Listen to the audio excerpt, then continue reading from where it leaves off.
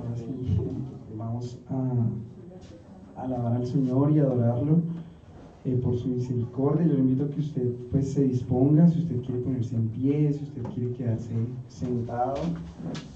Creo que una de las partes más importantes del cristianismo es adorar y alabar a nuestro Señor, a aquel que nos ha creado, aquel que nos mantiene con vida, preserva nuestra vida. Entonces yo creo que es de gran emoción poder alabarlo, y yo le invito a que usted lo pueda hacer conmigo.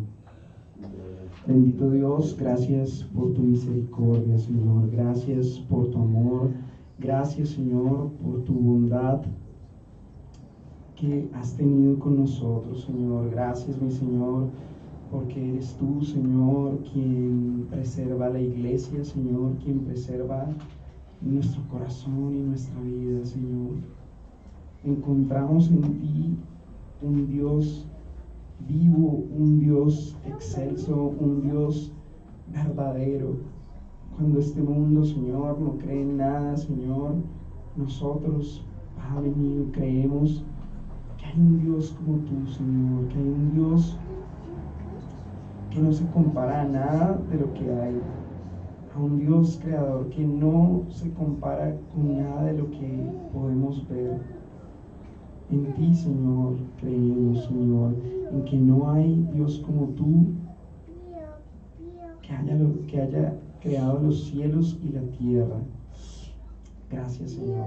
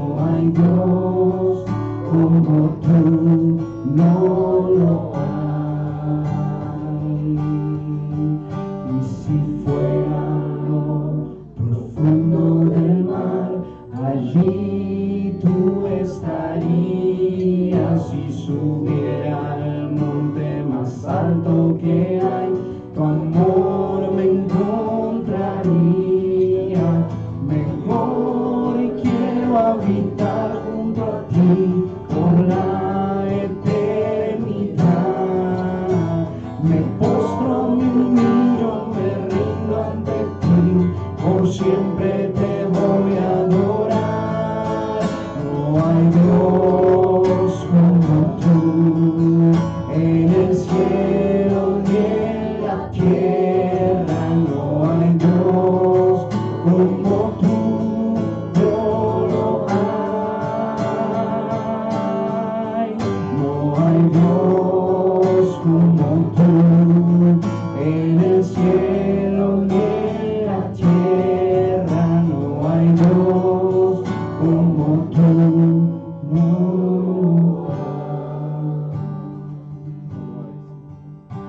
Señor, reconocemos que no hay Dios tan grande como tú, que solo por tu gracia, mi Señor, nosotros tenemos vida, Señor.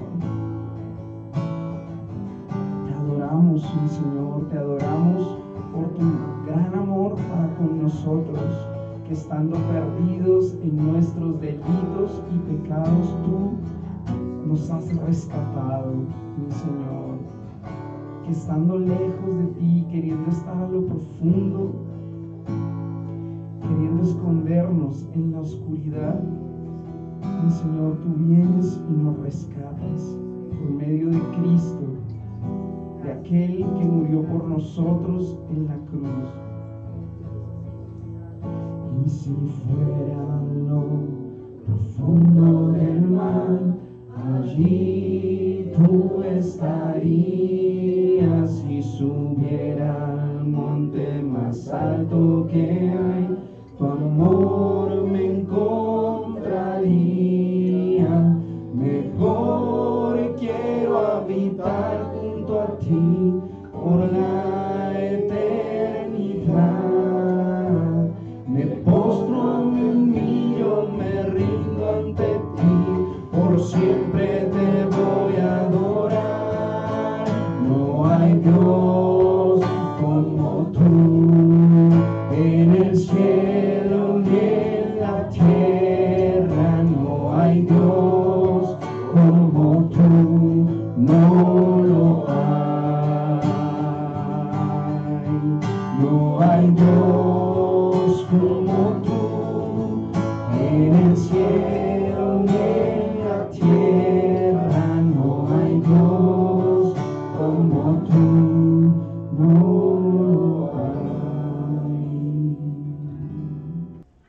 Gracias, Señor, gracias, mi Señor, porque solo por la obra de la cruz nosotros tenemos vida. Gracias, mi Señor.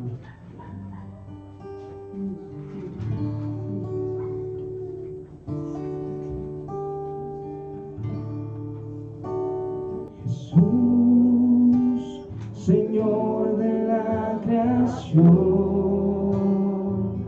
siendo en forma de Dios, se despojó de sí mismo, tomó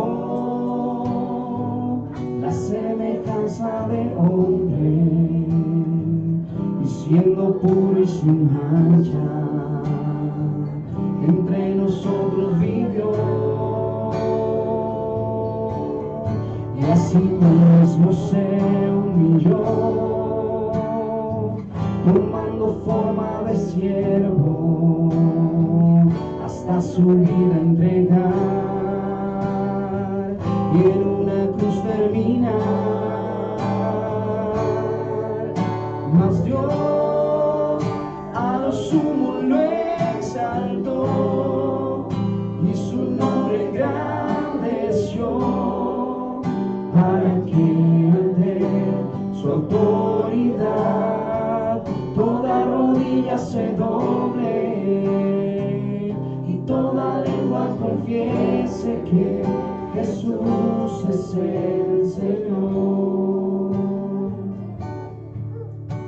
Jesús, Señor de la creación, siendo en forma de Dios, se despojó de sí mismo,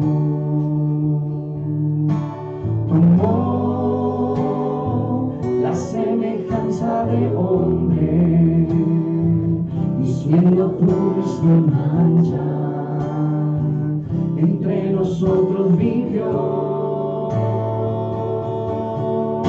y así mismo se humilló, tomando forma de siervo, hasta su vida entregar, y en una cruz terminar. Mas Dios a lo sumo lo exaltó, y su nombre engrandeció, para que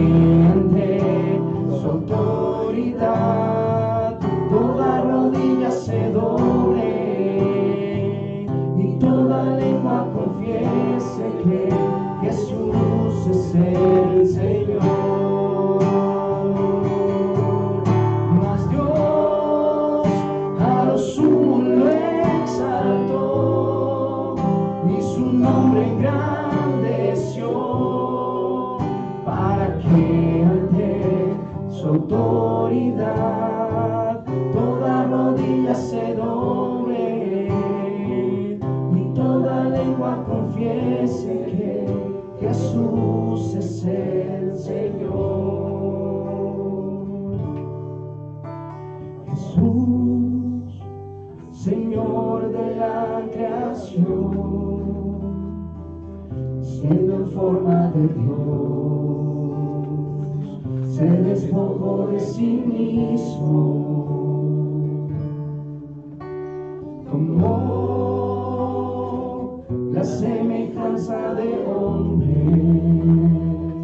y siendo puro y sin mancha, entre nosotros vivió, y así mismo se humilló, tomando forma de siervo, hasta su vida entregar, en una cruz terminar. Mas Dios a lo sumo lo exaltó y su nombre engrandeció, para que ante su autoridad toda rodilla se doble y toda lengua confiese que Jesús es el Señor. Mas Dios a lo sumo lo exaltó y su nombre engrandeció, para que ante su autoridad toda rodilla se doble y toda lengua confiese que Jesús es el Señor. Gracias, mi Señor. Gracias por cada uno de mis hermanos. Gracias por el pastor, Señor, por los otros hermanos, Señor, que están allí, Señor, también congregándose, orando, mi Señor, reuniéndose, Señor. Gracias por tu palabra, porque si hay algo que nos centre, Señor, es tu palabra, mi Señor. Si hay algo, Señor, en lo que está en medio de nosotros es Cristo Jesús y tu palabra, mi Señor. Gracias, gracias por este tiempo, mi Señor. Gracias, mi Señor. Te adoramos. Bendito y alabado es tu precioso nombre. Gracias, Señor. Gracias, Padre. Amén. Amén. Bien, hermano, le invito a que usted tome asiento y podamos estar estudiando la palabra del Señor. Bien, hermano, buenos días. Bendiciones a todos. Le damos gracias a Dios por esta casa, por este lugar que nos concede para la reunión. Y también le damos gracias a Dios por los otros hermanos que estarán en otro lugar reunidos. Pero estamos en comunión todos y predicando el mismo texto en esta hora, junto con el pastor Edwin. Bien, hoy nos ha correspondido esgrimir ante ustedes el texto de Ageo, el capítulo 2, los versículos 10 al 19. Leamos la palabra de Dios en el nombre del Padre, del Hijo y del Espíritu Santo. Amén. A los 24 días del 9º mes, en el 2º año de Darío, vino palabra de Jehová por medio del profeta Ageo, diciendo: Así ha dicho Jehová de los ejércitos. Pregunta ahora a los sacerdotes acerca de la ley, diciendo: Si alguno llevare carne santificada en la falda de su ropa, y con el vuelo de ella tocare pan o vianda, o vino, o aceite, o cualquier otra comida, ¿será santificada? Y respondieron los sacerdotes y dijeron: No. Y dijo Ageo: Si un inmundo a causa de cuerpo muerto tocare alguna cosa de estas, será inmunda. Y respondieron los sacerdotes y dijeron: Inmunda será. Y respondió Ageo y dijo: Así es este pueblo y esta gente delante de mí, dice Jehová. Y asimismo toda obra de sus manos y todo lo que aquí ofrecen es inmundo. Ahora pues, meditad en vuestro corazón desde este día en adelante, antes que pongan piedra sobre piedra en el templo de Jehová. Antes que sucediesen estas cosas, venían al montón de 20 efas y había 10. Venían al lagar para sacar 50 cántaros y había 20.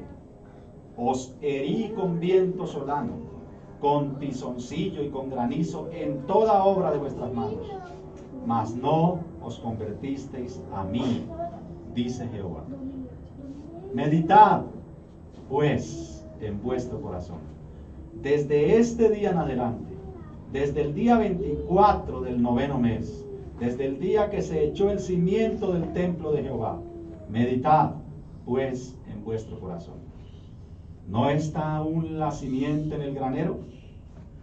Ni la vid, ni la higuera, ni el granado, ni el árbol de olivo ha florecido todavía. Mas desde este día os bendeciré. Oremos. Amado Señor, te damos gracias una vez más por este momento y este espacio que nos concedes, que nos regalas, para reunirnos en torno a ti, en torno a tus palabras de vida, para rendirnos, Señor, para someternos a tu evangelio y por él ser salvados. Gracias, Señor, por mis hermanos que diligentemente han llegado, los hermanos que diligentemente han llegado al otro lugar donde mi hermano Edwin está en este mismo instante predicando esta misma palabra. Yo te ruego por él y por mí, Señor, concédenos gracia, concédenos la manera, Señor, de hacerlo sencillamente, de hacerlo responsablemente, de hacerlo de una manera apegado, Señor, a lo que tú estás diciendo. Concédenos ser responsables y sencillos para hablar tus palabras y que se entiendan. Danos, Señor, luz, ilumínanos a todos para entender este pasaje que hemos leído hoy y que podamos ver en él a nuestro amado Salvador, porque es en el nombre de él que venimos a ti en oración. Amén y amén. Amados hermanos, permítanme hoy dar una introducción un poco diferente a las que en las veces que les he predicado les he entregado, porque la de hoy será una introducción histórica, pero también una introducción contextual de lo que hemos leído hoy, de este pasaje, lo cual nos ayudará a comprender un poco más qué es lo que Ageo en este momento está diciendo a los sacerdotes. Para poder llegar a nuestro texto, entonces miremos que Ageo fue quizá uno de los tantos que regresaron a Jerusalén desde Babilonia, cuando Ciro, el rey de Persia, había decretado la reconstrucción del templo financiada con el tesoro real y había devuelto los utensilios de oro y de plata que correspondían al templo judío. Y este pueblo repatriado comenzó la labor de reconstrucción del templo bajo el liderazgo del sacerdote Esdras y Nehemías, quien en el exilio fue el copero del rey, pero que luego llegó a ser el gobernador de Judá. Después que ellos comenzaron la obra, tuvieron en ese comienzo demasiada oposición, tanto externa como interna, y luego de 2 años de estar trabajando fuertemente en reconstruir el templo, ellos pararon la obra. Y cuando una obra se para, la gente todavía tiene el ánimo, todavía tiene las ganas, todavía tiene las fuerzas, pero a medida que va pasando el tiempo, a medida que va transcurriendo el tiempo, la gente poco a poco va perdiendo el ánimo, se va opacando en ese propósito inicial que tenían. Y esto fue lo que sucedió con esta gente. Pasaron 16 años y en 16 años la gente se olvida de las cosas. De tal manera que ellos, al transcurrir el tiempo, fueron olvidando la obra del Señor. Y además de eso, en sus corazones se despertó la codicia, las envidias, el pecado. Ellos cometieron algo más grave todavía. Ellos se casaron con mujeres extrañas, con mujeres fuera del pueblo de Dios. Y estas mujeres desviaron el corazón de estos hombres y los llevaron a su otra religión, a la religión de ellas. Ellos fueron migrando poco a poco su pensamiento, su cosmovisión de la vida, a la cosmovisión de este mundo. Así que he dicho que el tiempo que duró parada la obra fueron 16 años. Y en estos 16 años Dios levanta 2 profetas para que hablen al pueblo, animen al pueblo y ellos retomen la construcción de la obra del templo. Uno de ellos es Ageo, en el cual estamos, y el otro va a ser Zacarías, que contemporáneamente predicaron a ese pueblo de Judá la reconstrucción del templo. La palabra Ageo significa festivo o festividad. Era una fiesta aquello. Ageo, entro al contexto que hemos leído, Ageo da 4 mensajes al pueblo de Dios. El ministerio de Ageo duró 4 meses. Muy largo, ¿no? 4 meses. Y en 4 meses lograron lo que no habían logrado en 16 años. Eso es lo que hace el Señor. Entonces Ageo entrega 4 mensajes para el pueblo de Judá. El primero lo vamos a encontrar en el capítulo 1, los versículos 1 al 15. Ageo allí lo que hace es un señalamiento. Él les dice que ellos tienen invertidas sus prioridades y los llama seriamente a meditar sobre esto y a poner en orden sus prioridades, llamándolos así a trabajar primero en lo de Dios. El segundo mensaje está en el capítulo 2, los versículos 1 al 9. Acá el profeta animó al pueblo hablándoles de la presencia de Dios con ellos en la tarea de reconstruir el templo. El tercer mensaje es nuestro pasaje, el capítulo 2, los versículos 10 al 19. Y el cuarto mensaje lo tenemos en el capítulo 2, los versículos 20 al 23, donde Dios es definitivamente el Dios victorioso y donde Él hace a su pueblo un pueblo victorioso. Amados hermanos, permítanme aquí detenerme un poco porque he hecho un cuadro para ustedes para entender más todavía nuestro pasaje y entrar de lleno al tercer mensaje de Ageo, que es lo que nos ocupará esta mañana. Aquí he hecho un cuadro donde podemos ver en nuestro idioma las fechas que podemos leer en el libro de Ageo. Por ejemplo, en Ageo, el capítulo 1, el versículo 1 dice: en el año segundo del rey Darío, en el mes sexto, en el primer día del mes. Allí comienza el primer mensaje y lo podemos identificar con las palabras: vino palabra de Jehová a Ageo. Eso significa que el 29 de agosto del 520 a.C. vino palabra de Jehová a Ageo. Y luego, el 21 de septiembre, ellos comenzaron la obra de Dios. Eso lo podemos ver en el 1, 14 y 15. Ellos comenzaron a trabajar. Retomaron después de 16 años la obra que habían parado. Y luego, en el capítulo 12, el versículo 1, el 17 de octubre, allí leemos: en el mes séptimo, a los 21 días del mes, vino palabra de Jehová por medio de Ageo. Eso significa en nuestro idioma, el 17 de octubre vino palabra de Jehová al profeta Ageo, pero el 29 de agosto, la palabra fue para Zorobabel y para Josué. Es decir, para el gobernador Zorobabel y para Josué, el sumo sacerdote. Pero el 17 de octubre vino palabra de Jehová para todo el pueblo.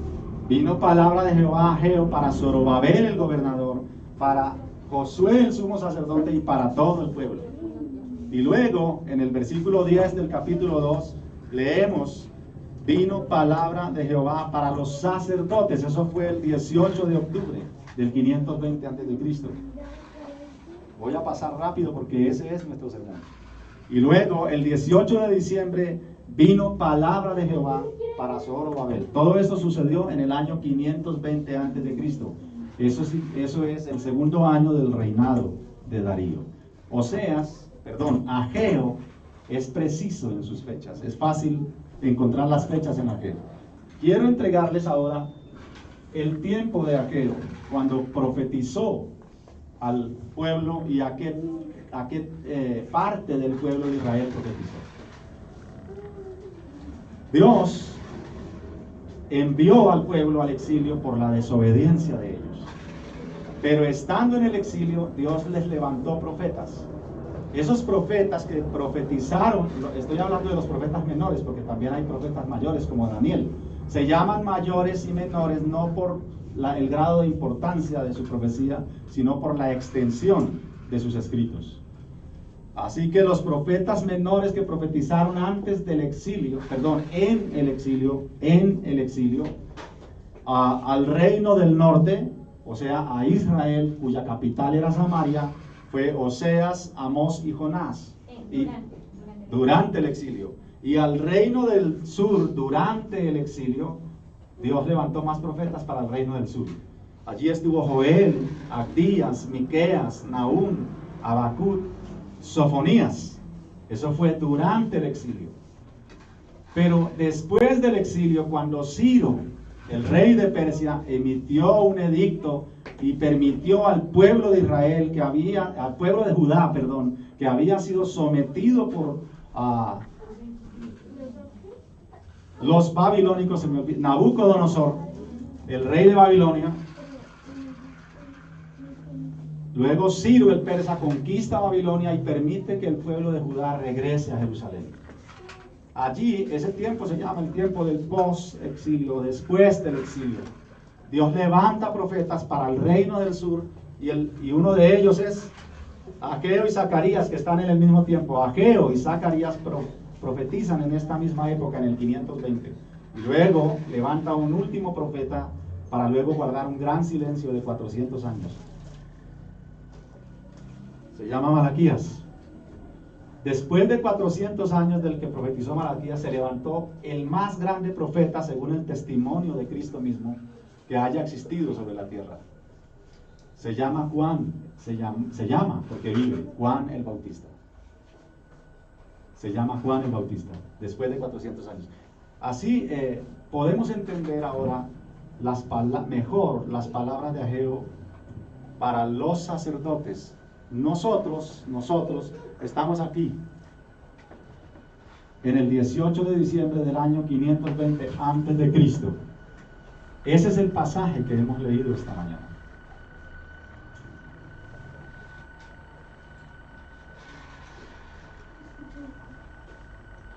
Ageo ha dicho a la gente que ellos estaban concentrados en construir sus propias casas y habían olvidado la casa de Dios. Al oír esto, tanto Zorobabel el gobernante y Josué el sumo sacerdote como todo el pueblo oyeron y comenzaron a trabajar en la casa de Dios. Así que Ageo lo que hace es animarlos y les dice que la presencia de Dios está con ellos. No obstante, en ese trabajo que ellos están haciendo hay un gran problema.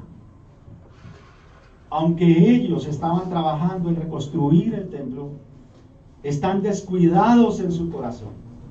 Reconstruían el templo, escuchen bien, pero ellos mismos, con sus propias manos, lo estaban contaminando. Y esta es una razón suficiente y poderosa para titular este sermón: la profanación de lo santo. O cuando lo santo es profanado. O cuando tu culto a Dios es pecado. Usted póngale el título que quiera, usted mejore ese título. No importa. Permítame primero, hermanos, mirar un poco, antes de ir a nuestros puntos.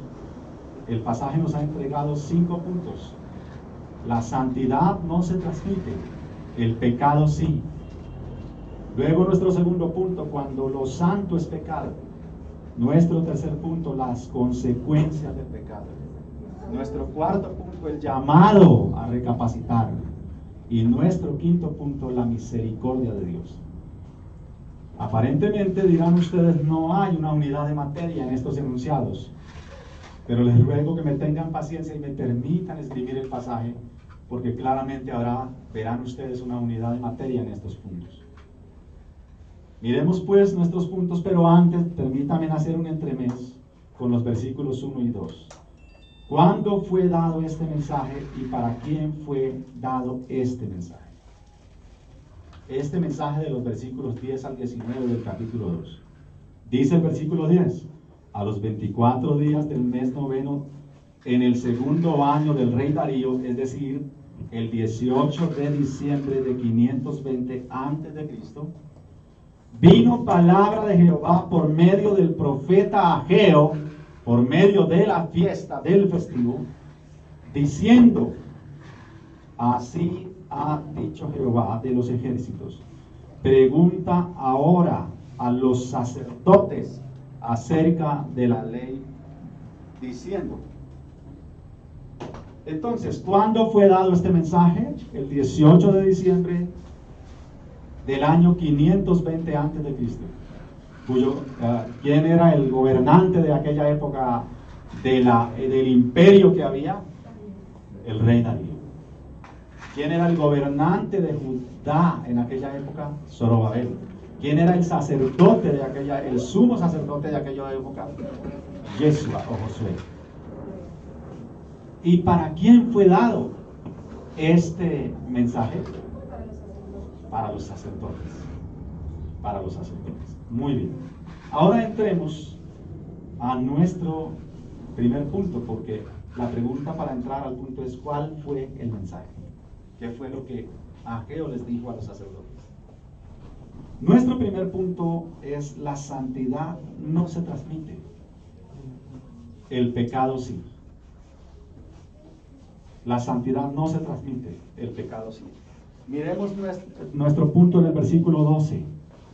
Si alguno llevare carne santificada en la falda de su ropa, y con el vuelo de ella tocare pan, o tocare vianda, o tocare vino, o tocare aceite, o tocare cualquier otra comida, ¿será santificada esa comida?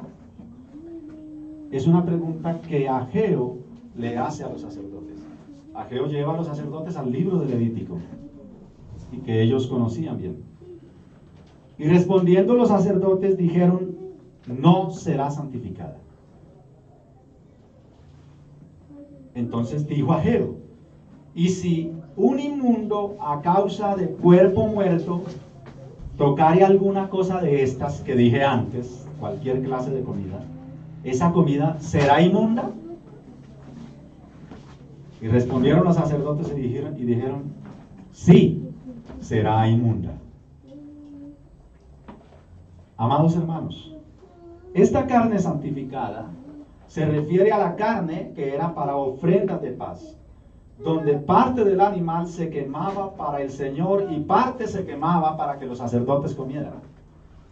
Ageo lleva a sus oyentes a pensar en la ley del Levítico.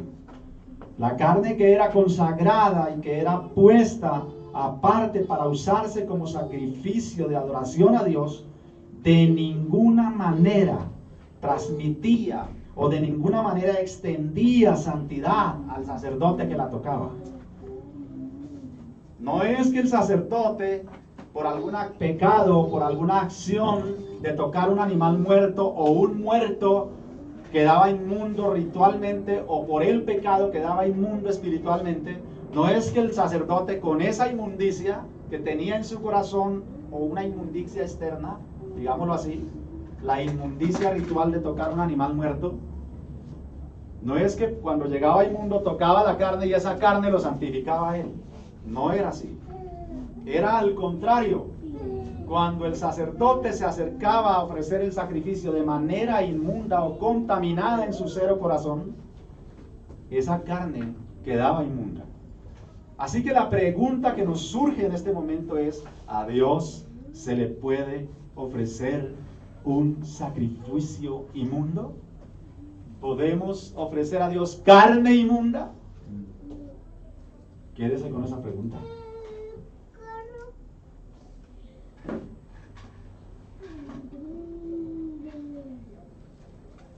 Más bien es al revés. Quien tomaba esa carne debería estar limpio. Si en alguna manera estaba contaminado, es decir, era impuro, ya sea que hubiese tocado animal impuro o animal muerto, entonces lo que tocaba quedaba inmundo y era rechazado por el Dios Santo. De tal manera que si una persona que estaba inmunda ofrecía sacrificio a Dios, Ese sacrificio era inmundo y no era acepto ante Dios. De manera que la persona santa no transmitía su santidad. Pero la persona impura sí contaminaba y sí transmitía su impureza. Es decir, hermanos, la maldad se transmite, pero la bondad no se transmite. Dicho de otro modo, la santidad no es contagiosa, pero el pecado sí es contagioso. ¿Acaso podemos pensar que los santos sea contagioso? No, más bien lo malo es lo que contamina. Si tenemos, por ejemplo, un tanque de agua pura, de 1000 litros de agua, y a ese tanque de agua pura, de 1000 litros de agua super potable, super pura, le cae una gota de cianuro, usted jamás haría el tetero de su bebé con esa agua. ¿Y por qué? Si son 1000 litros contra una gota, porque esa gota de agua, de cianuro, ha contaminado esa agua. Y usted no le haría el tetero a su bebé con esa agua. ¿O sí? Quitemos el cianuro. Si a ese tanque de agua purísima le cae una gota del agua del río Bogotá, si este mensaje lo oyen fuera de Bogotá, nadie lo va a entender. Pero los bogotanos sabrán que es el río Bogotá. Si le cae una gota de agua del río Bogotá, como no es cianuro, usted sí haría el tetero de su hijo con esa agua. No, tampoco, no, está muy contaminada. De tal manera que lo limpio no limpia lo inmundo, pero lo inmundo sí contamina lo limpio. ¿Entienden ahora pasajes como no tengan comunión con los de afuera? O sea, no tenga, ¿cómo es que dice? No haga lazos filiales con alguien que no sea de Dios. ¿Entienden ahora eso? ¿Entienden ahora lo que sucedió con estos hombres que se casaron con mujeres impías? Ellos no limpiaron esas mujeres, las mujeres los contaminaron a ellos. ¿Entienden ahora eso? ¿Entienden que la santidad no se transmite, pero el pecado se transmite? ¿El pecado es contagioso? Sin embargo, vamos a encontrar en las Escrituras textos como este: conviértanse en ellos a ti y no te conviertas tú a ellos. Pero contra ese texto, que es poderoso y es un texto que Dios nos manda a hacer luz en medio de las tinieblas, encontramos textos como este: salid de allí, pueblo mío, y no toquéis lo inmundo.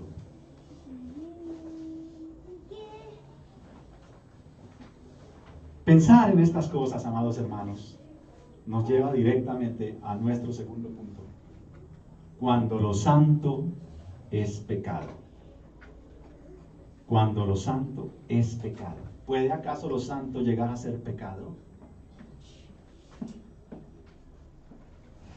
¿Puede una persona estar orando e insultando con esa oración a Dios? Sí. ¿Puede una persona estar cantando una alabanza y esa alabanza resultar en pecado para Dios? ¿Ser rechazada por Dios? Sí. ¿Puede una persona depositar su ofrenda en el alfolí y esa ofrenda ser inmunda delante de Dios? Sí. ¿Puede una persona estar ahora mismo en este culto y estar afrentando a Dios? Sí.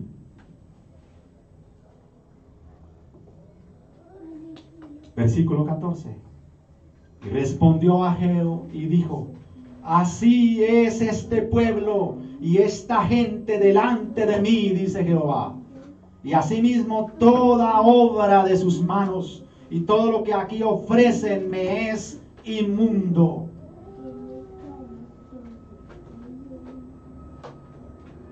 Amados hermanos, el Señor dice que esta gente es inmunda, que sus vidas son pecaminosas y que por lo tanto todo lo que hacen, todo lo que tocan es inmundo. Ellos construían el templo, pero con sus manos lo estaban contaminando. Ellos viven en su pecado. Ellos no se han arrepentido. Piensan que por sus obras y sus ofrendas son santificados, pero más bien es al revés. Sus obras son inmundas, sus ofrendas son inmundas, su trabajo es inmundo porque sus vidas son inmundas. Así que todo lo que hacen es pecado, porque viven sus vidas de manera pecaminosa.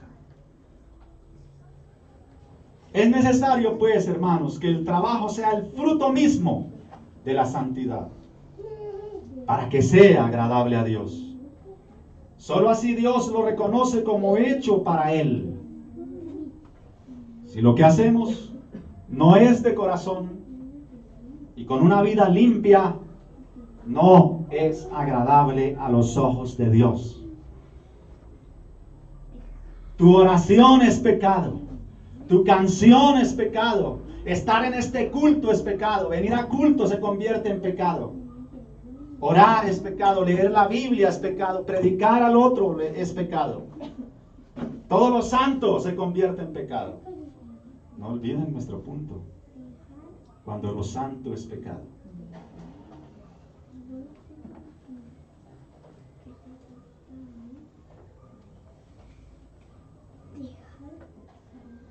Él no acepta sacrificios de una santidad externa, de una apariencia de piedad.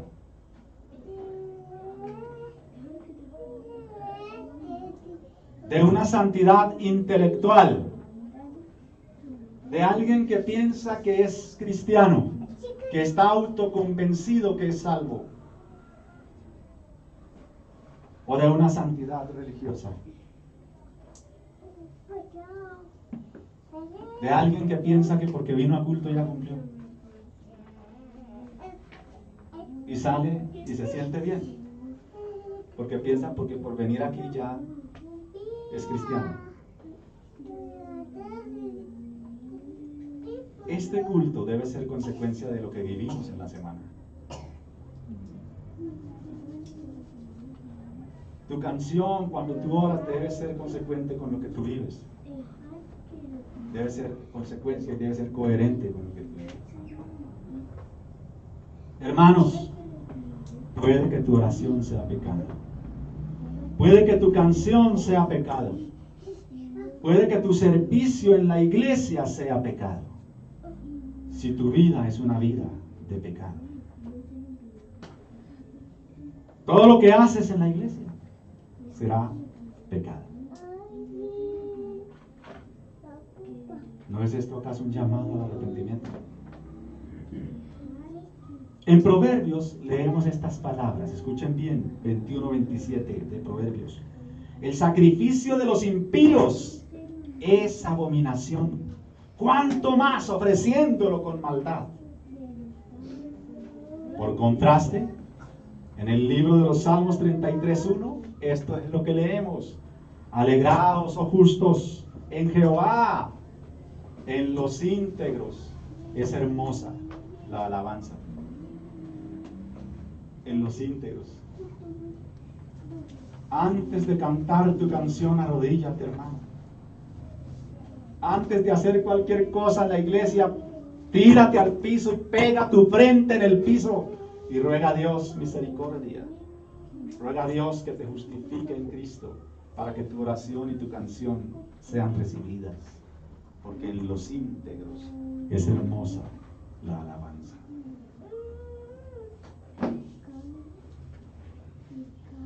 De manera que esto nos lleva directamente a nuestro tercer punto: la consecuencia del pecado. Las consecuencias del pecado. Versículo 16 y 17. Antes que sucediesen estas cosas, venían al montón de 20 efas y habían 10. Venían al lagar para sacar 50 cántaros y habían 20. 20 efas eran un poco de litros, porque un efa son como 237 litros o 300, no recuerdo en este momento la medida, pero el efa es la unidad de medida, es una unidad de medida. Y el cántaro es otra medida que es diferente. Habían cántaros de 60 litros, de 50 litros, de 69 litros, de 77 litros, de 100 litros. Y ellos iban pensando que iban a sacar tantos cántaros, o sea, tantos litros, pero en los cántaros sacaban el 25% del 100 que habían planeado sacar.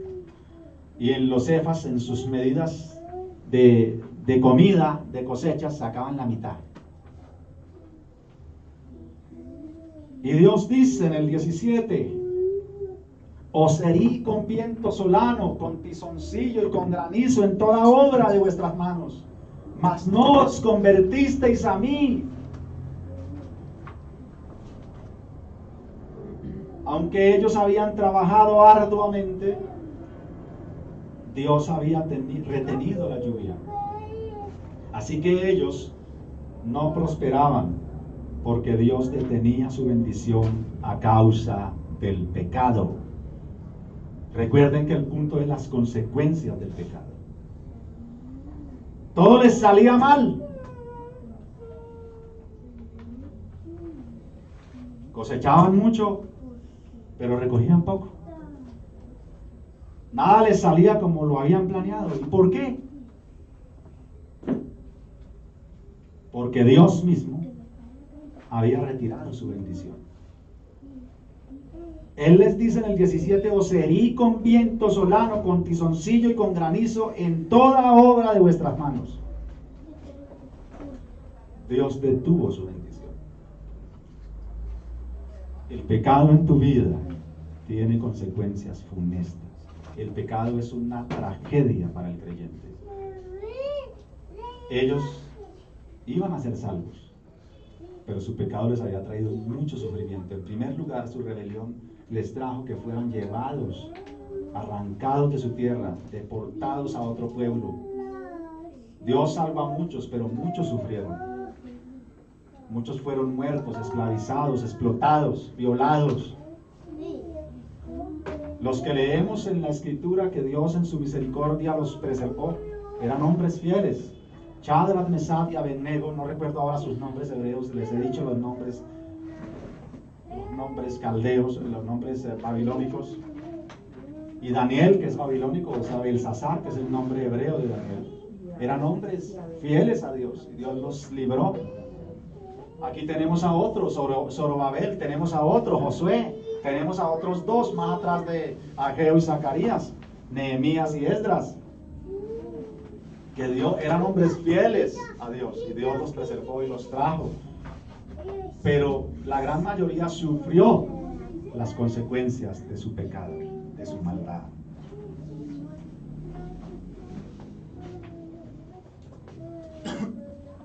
Cuando había sequía, o cuando había inundación, o cuando un fuerte viento asolaba los campos, o lo que fuera que sucediera, era la mismísima mano de Dios haciendo estas cosas. Hoy existe un mal entendimiento de lo que le pasa al creyente. Y la gente piensa que es el diablo el que le trae las desgracias. Pero no, es Dios mismo. Cuando leemos después de la época más oscura del pueblo de Israel, que es la época de los jueces, a una mujer que sufrió el desplazamiento, sufrió la muerte de sus seres queridos, sufrió el hambre y sufrió la persecución también. Ella se fue con sus dos hijos y con su marido para Moab. Se fue para Moab.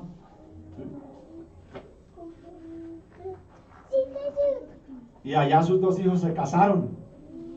Pero allá se muere el marido y se mueren sus dos hijos. Ella queda con sus dos nueras. Ella regresa a la casa del pan, a Belén. Ella tenía falta de pan, pero regresó donde era la fuente del pan. Y ella dice, Dios me ha hecho esto. Dios me trajo esta desgracia. Ella sabía que era Dios. Sabía que era por su pecado. Sabía que era por su desconfianza en Dios. Por haberse ido de la casa del pan a buscar pan donde no lo había. Y allí sufrió el hambre. Ella tuvo que volver a Jerusalén. Y allí de nuevo halló la comida, halló el pan. Ella dijo, fue Dios, no fue el diablo, fue Dios. Y aquí, el que ha detenido la lluvia,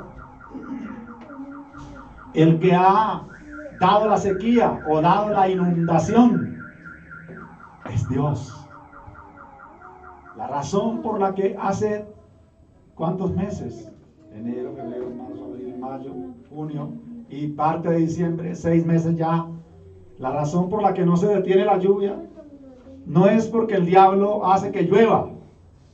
Esa lluvia la da Dios.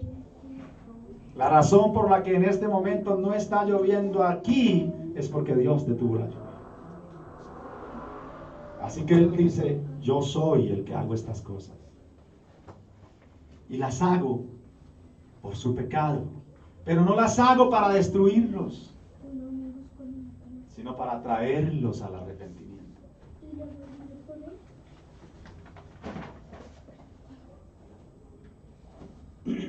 El punto es que Dios no quería destruirlos, sino más bien llamar su atención para que se arrepintieran de su pecado. No obstante, ellos no se volvieron, dice el versículo. Así que Ageo les dice, arrepiéntanse de verdad, vuélvanse a Dios de verdad, háganlo de corazón, porque sólo así verán la bendición de Dios. Dios les dice, ahora verán lo que voy a hacer. Les voy a dar una señal. Si de verdad se arrepienten, piénsenlo bien. Esto nos lleva directamente a nuestro cuarto punto. El llamado a recapacitar. El llamado a recapacitar. Versículo 15. Ahora pues, meditad en vuestro corazón. Desde este día en adelante, antes que pongan piedra sobre piedra en el templo de Jehová. Meditad el sábado, el domingo en la mañana, antes de que se venga para acá. Mediten. Meditad pues en vuestro corazón. Segunda vez, versículo 18.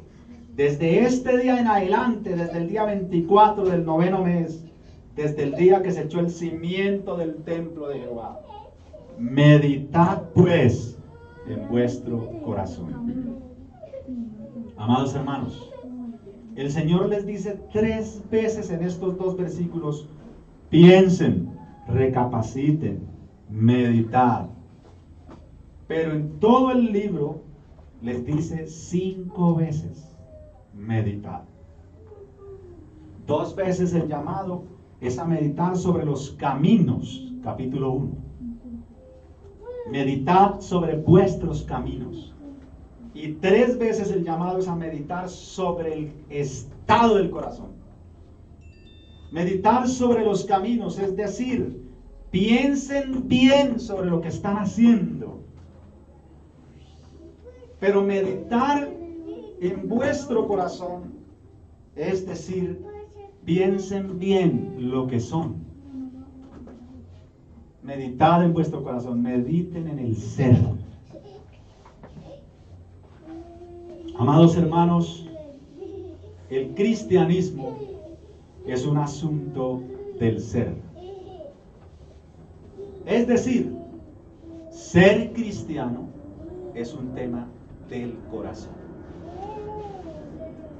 Ser cristiano es un tema del corazón. Es un asunto del corazón. Ser cristiano es ante todo. Ser cristiano es ante todo un asunto del ser. El hacer es subsidiario del ser y no al revés. De tal manera que cuando una persona no es, entonces aparenta. Es una farsa. Es un cristianismo cosmético. Y por supuesto, todo lo que hace es pecado. Todo lo que hace en la iglesia es pecado. Si tu cristianismo no es genuino, el llamado no es a que salgas corriendo de aquí. El llamado es a que te arrepientas, a que vengas a Cristo y seas un cristiano verdadero.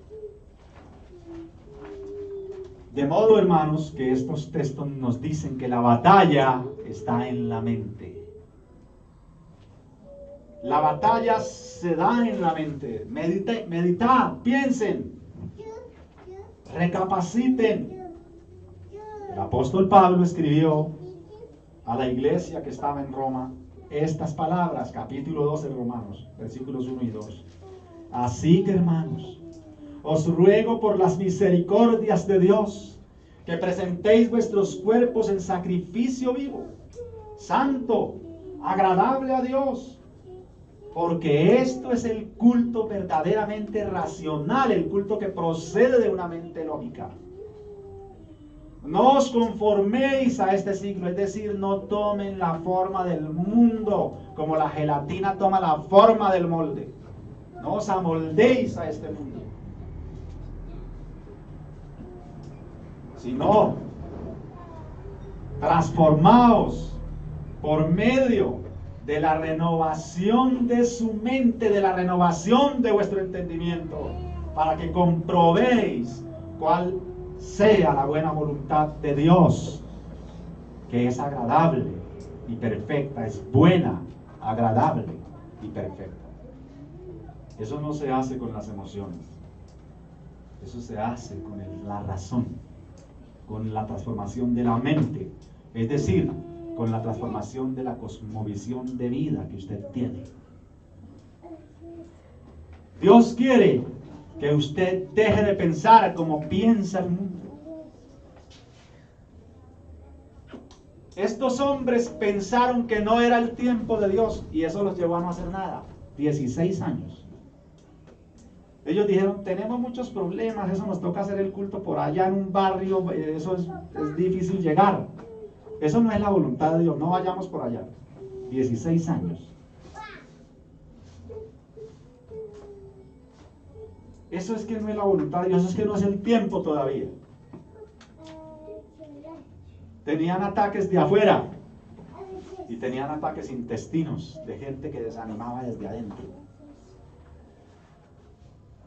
Mediten, piensen y cambien su mente y piensen como piensa Cristo.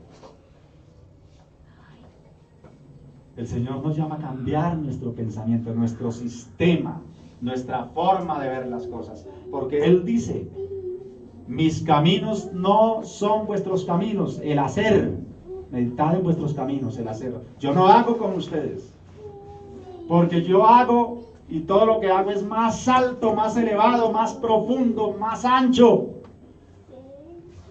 más inteligente y más sabio que lo que ustedes hacen, que sus caminos. Mis pensamientos, mi mente no es vuestra mente, porque mis pensamientos son más altos que vuestros pensamientos. Pero Él no nos desecha, hermanos. Él nos quiere elevar a sus pensamientos.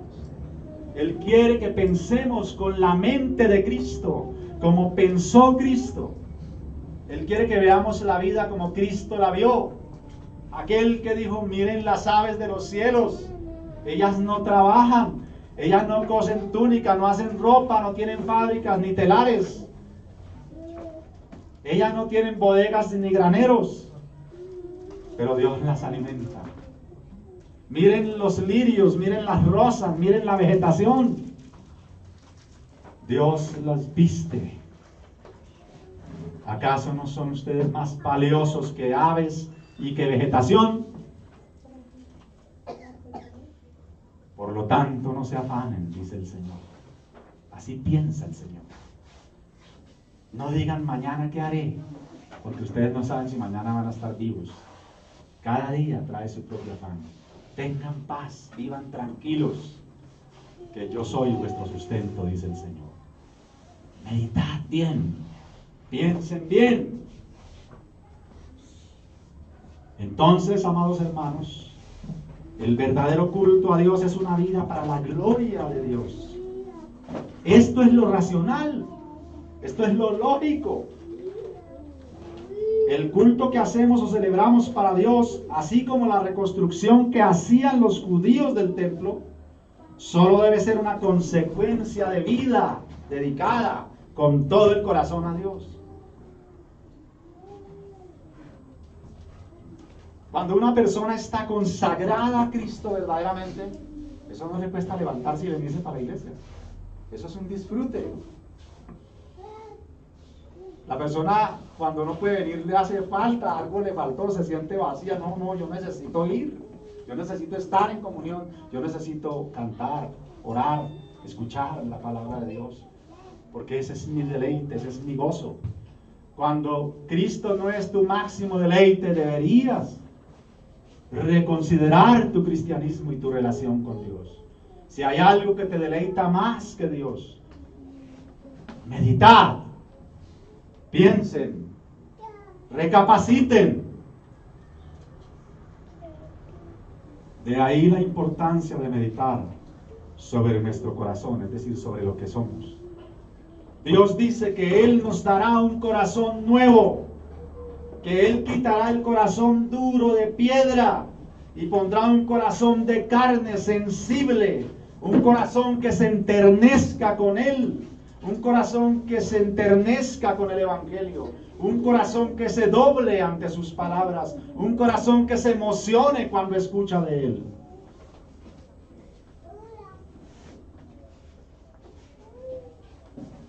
Esto, por supuesto, nos lleva directo a nuestro quinto punto: la misericordia de Dios.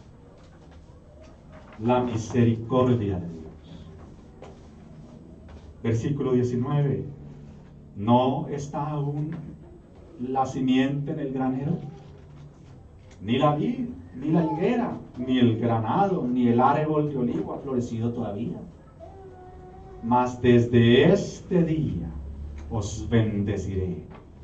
Desde este día yo haré que florezcan y que den fruto. Dios dice de Él mismo que Él es lento para la ira, pero que es grande en misericordia.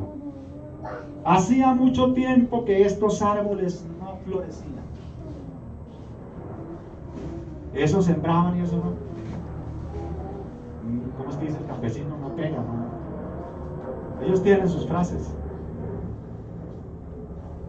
Usted, hermano, ¿quién es del campo acá? Hermano, pensé que hermano iba a levantar la mano. ¿Quién es del campo? ¿Nadie? Oh, qué tristeza. Necesitamos que Dios nos traiga campesinos, que nos enseñen estos pasajes.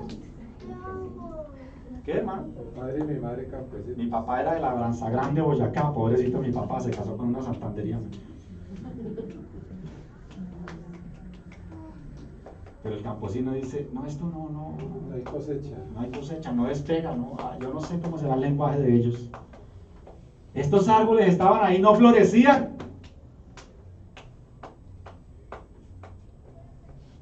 Y si no hay flor, ¿qué? No hay semilla, no hay fruto. Mucho tiempo, 16 años, 16 años, hermanos.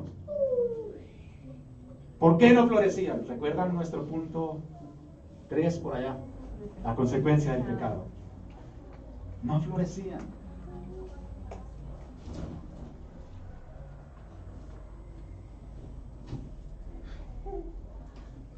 Amados hermanos, meditar en nuestra condición y en el llamado de Dios debería llevarnos a un verdadero arrepentimiento, a una verdadera conversión, de tal manera que la misericordia del Señor esté sobre nosotros.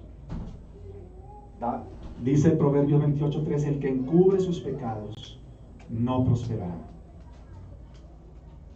El que encubre sus pecados no prosperará, mas el que los confiesa y se aparta alcanzará misericordia. ¿Cómo es que podemos disfrutar de la misericordia de Dios? Si no es rindiéndonos a esa misericordia, si no es oyendo el llamado urgente, el llamado apasionado y también agónico que hace el Señor todos los días a nuestra vida, diciéndonos: hijos, arrepiéntanse, vuélvanse a mí. Yo traeré sobre vosotros tiempos de refrigerio si se vuelven a mí. Si tan solo me miran, si tan solo me ven, se darán cuenta que yo los amo, que yo he engrandecido mi misericordia sobre ustedes, que no he destruido al malo, porque destruyéndolo a él los destruiría a ustedes.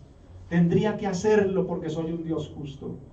Si algún día no quiero que el sol salga, porque hay maldad en el mundo y no quiero que salga sobre los asesinos, sobre los violadores, sobre los que difaman mi nombre, sobre los que me insultan, tendría que hacerlo también sobre mi pueblo. De tal manera que no sale el sol todos los días por mi justicia, sino por mi misericordia. ¿Sobre quién es esa misericordia acaso? ¿Piensan que Dios detendrá su mano de justicia para demandar justicia del pecador? No. Ciertamente llegará el día cuando la iglesia misma cantará: grandes y maravillosas son tus obras, justos y verdaderos son tus caminos. Oh, si Dios de justicia ejecuta tus justos juicios, destrúyelos, Señor. ¿No es acaso esa oración del justo de la iglesia que hace repetitivamente en el libro de los Salmos? ¿Y no es la canción que cantaremos al final en Apocalipsis?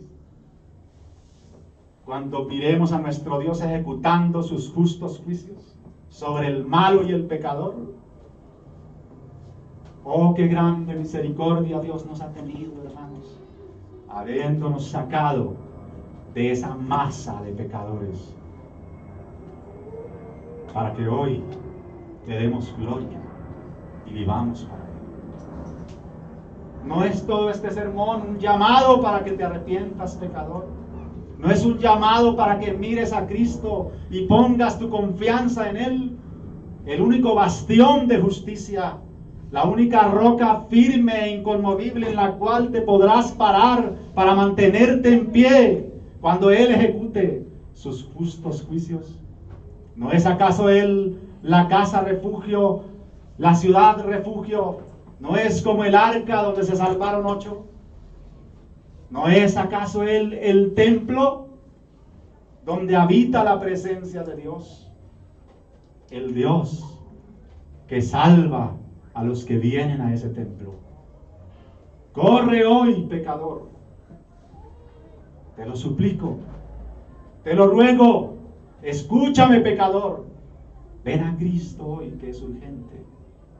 Dóblate ante Él y hazlo con todas las fuerzas de tu corazón, porque si esto haces, tú serás salvado. Oremos. Amado Dios, gracias por tus misericordias.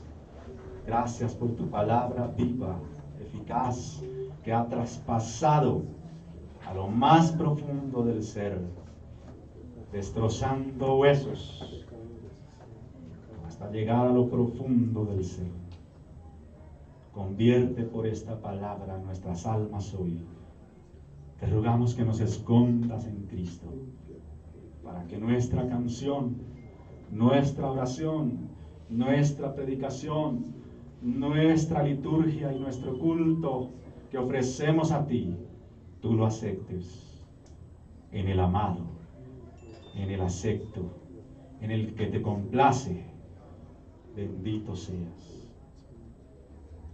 Multiplica tus misericordias y tu gracia sobre esta gente que me ha oído hoy.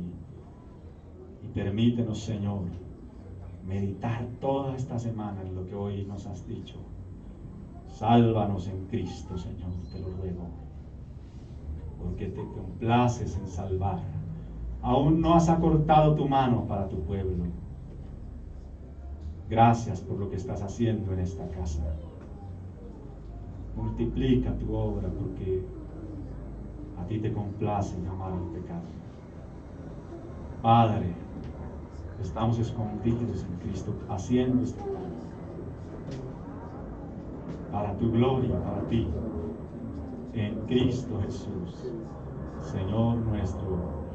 Amén y amén.